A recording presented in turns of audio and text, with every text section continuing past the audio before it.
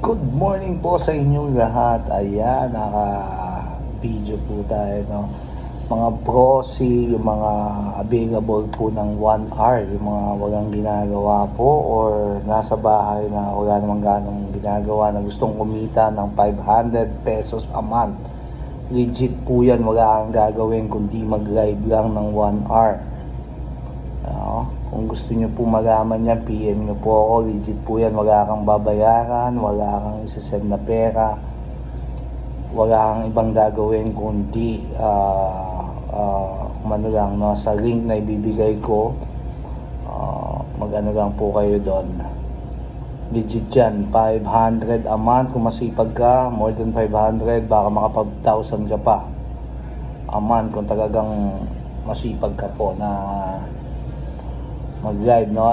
Madali ka naman pag-aralan yon. So wala kayong